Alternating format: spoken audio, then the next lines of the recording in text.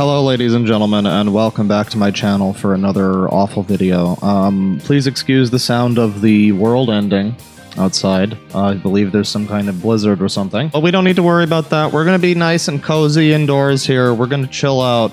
And this video is not going to be about anything too weird. We're just going to be talking a little bit. This is the 1-year anniversary of when I posted the Ashtar command video. That was not my first YouTube video that I had like edited and worked on. There was a couple things about video games before that. There were some songs, but this was when I started to like really put some focus into the Deadwing Dork thing.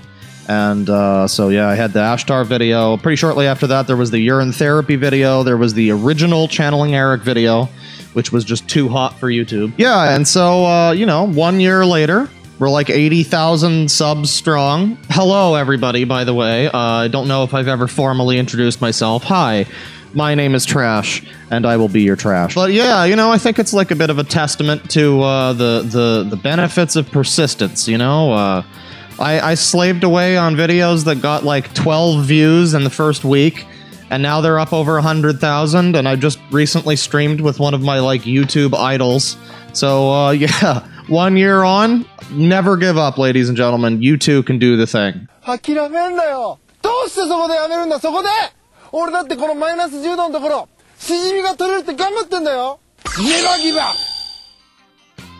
Yeah, I genuinely did almost stop making videos. It was the Sonic Fanon Wiki video that came right before the Onision, the first Onision one. And I was like, I put so much effort into this, Adobe crashes all the time, I keep getting like 30 views at max. It was not worth it, it just didn't feel worth it. And then I made the Onision video, and I kind of knew that the Onision video was going to do like better. I didn't realize how good it was going to do. And I was very worried after that, because my next video was also an Onision. It was the Onion Music one. I was very worried that I was going to get pigeonholed into an Onision drama channel thing, and I really didn't want that, because I tried to cover Onision in the same way that I covered anybody on my channel. In the way that he's like a massive, intense fucking lol cow, and it's hilarious to make fun of him. Not in the way that he's like a dramatic guy, or that's like hot YouTube banter. He's a lol cow, and I had fun dunking on him. So, you know, I tried to approach it that way, and yeah, I was a little bit worried that people were going to just assume that I was just going to continue making Greg content. I did like a soft transition, as I put it, from Greg down to hiding in my room, and then down to the incel forum. Yes, I was very grateful that people decided to embrace some of the other weird shit that I talk about, like space cults and Ashtar and Kay's cooking, I don't know, whatever thing that, you know, came up. And then there was this period after the Extreme Games video, where I had worked on this video like all night, and it crashed on me. Adobe Premiere crashed on me, and I lost like 4 hours of work. And I just, for whatever reason, I wanted to get the video out that morning. And so I forced myself until like 4 a.m. to work on this thing, to slave over it. I had no fun during the process, which is unfortunate, because making these videos is honestly quite fun, you know? It's like, it's the ultimate culmination of shit posting, where it's like me talking shite and memes and music that I like. It's like a shit post collage. It's great. It's all my years of being an asshole on 4chan have finally paid off in some way.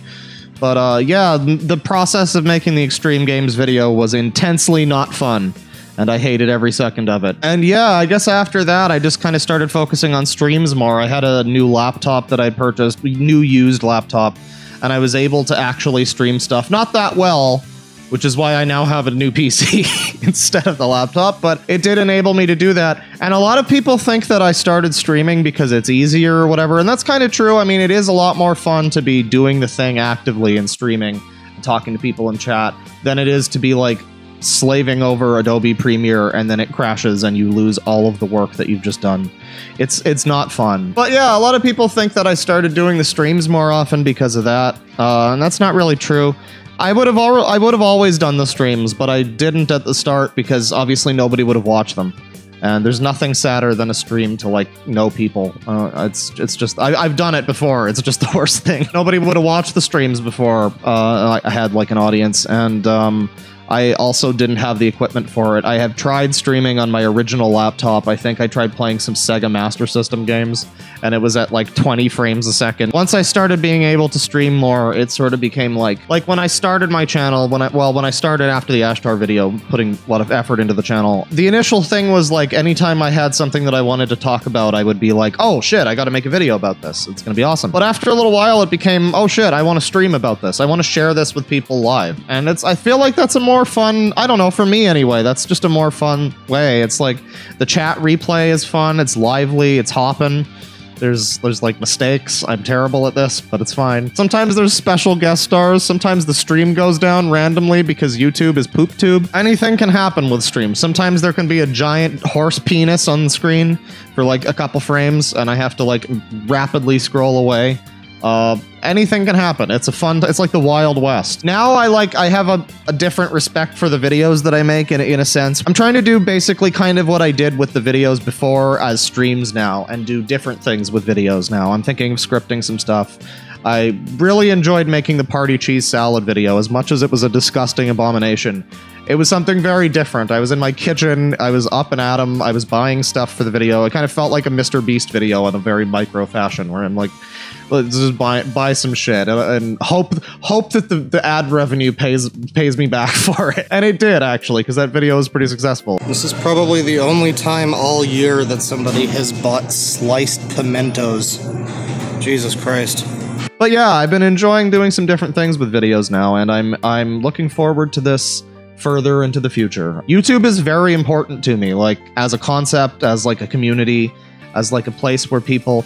I find the concept just astonishing, honestly, that people are now able to, like me, I'm now able to just be some jerk off in my bedroom talking about stupid shit that I find interesting. And other people who also find that stupid shit interesting are able to find my channel and enjoy my I guess, entertaining nonsense. And that's great. There would have never been a place for that before this. I guess you might have had, like, documentaries about weird shit. You might have had something like that. Now we just have, like, a person who's, like, a personality that you're interested in, and they talk about things, and they have, like, an editing style that's their own. And it's very self-sufficient. I find YouTube to be a really cool, just, like, concept in general. I fucking hate the people that run the site, but, you know, that's secondary. Yeah, I think YouTube is one of the best things that the internet has ever created, basically. It just allows anybody to be famous, which is both a good thing and a bad thing. People can exploit the system for their gain, which you get people like JStation or whoever. But then you also get people like your boy Frederick Knudsen. Like YouTube content and like reviews and, you know, Mr. Plinkett and stuff like that.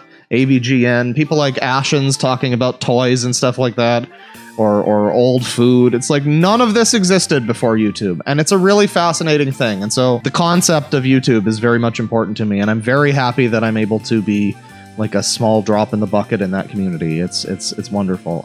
Yeah, I'm very passionate about YouTube. I know that sounds a little stupid because anybody who's, I don't know, a fucking casual, anybody who doesn't like watch as much YouTube as me, I guess it does seem like a very passive, like casual kind of thing. People make some videos, whatever. I've explained it to people before and they're like, why would they give you money for that? It's like, why do you give Netflix money? Because it's entertaining. Why is one thing more valuable as entertainment than another thing? Like, if I'm gonna sit down and I'm gonna watch a 40-minute video from Red Letter Media, why is that less inherently valuable than a 40-minute TV show or 40-minute like short or whatever? You know what I mean?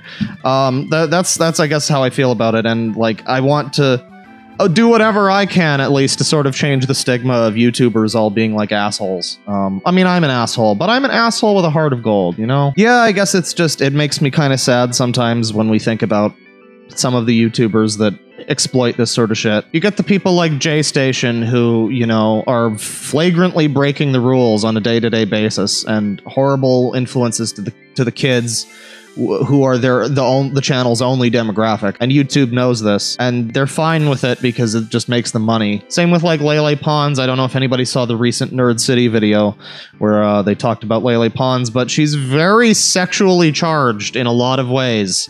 And her comedy, her Instagram, like there's a lot of sexual energy there, and yet it's like there's kids in the videos, and the main demographic that she acknowledges is like 9-year-olds to like 24-year-olds. So that's a little bit weird that YouTube promotes her so heavily and people like J-Station are allowed to continue like existing. It's a little bit hard to feel optimistic, I guess, with YouTube in some regards, because it's like, it is so obvious that they are actively doing things that harm the, you know, the well-being of the site. Like, they will remove channels who have done nothing wrong, and they will completely channel-wide demonetize people. And, you know, Anime Productions is allowed to continue doing his fake gift card giveaways that are against the rules, but I guess that just doesn't matter. It's really bullshit, and it's hard to feel optimistic sometimes when you're like a person who watches like legitimate content made by people that care, a person who makes that kind of content, just a person who values some level of quality. I don't know in what they see, but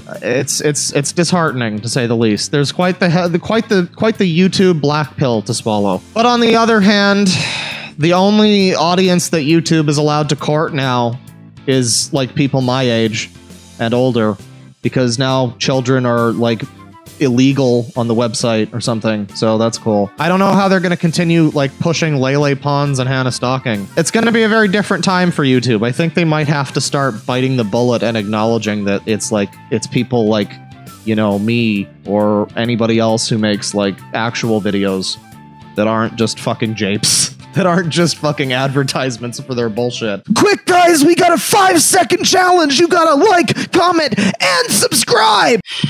I don't know how those people do it. It is a talent, I guess, what Extreme Games does, where they just shriek constantly. It's just an incredibly dehumanizing and embarrassing talent. It's kind of like juggling. But yeah, YouTube might have to eventually come to terms with the fact that people like us are kind of the main demographic. Like the people that, the 40 billion people or whatever that watched the Leafy video that iDubbbz did, which is now gone, thanks YouTube. Like, what is so wrong with us? You know what I mean? What is so wrong with the pleb masses that actually make the content? What the fuck is so wrong with us? Why do they have to treat us like shit? Why do they have to demonetize us and shit like that? They don't need to. They don't need to play to the fucking Jimmy Kimmel demographic. They don't need to do that. Nobody wants them to do that. Okay, well, I think my computer is melting now. Something's going on. So, and now my video size limit is also almost reached. Thank you, everybody, for watching my stupid rant about nonsense. Thank you, everybody, for the 1 year of YouTube stuff. I really appreciate it. More interesting things are coming in the way. We're probably going to be doing some eating some edible dirt soon, so that's going to be pretty fun. Yeah, take care, everybody. See ya. Happy New Year. Hey, folks, this is post-initial recording Deadwing, and the blizzard is still happening, by the way, in case you didn't notice.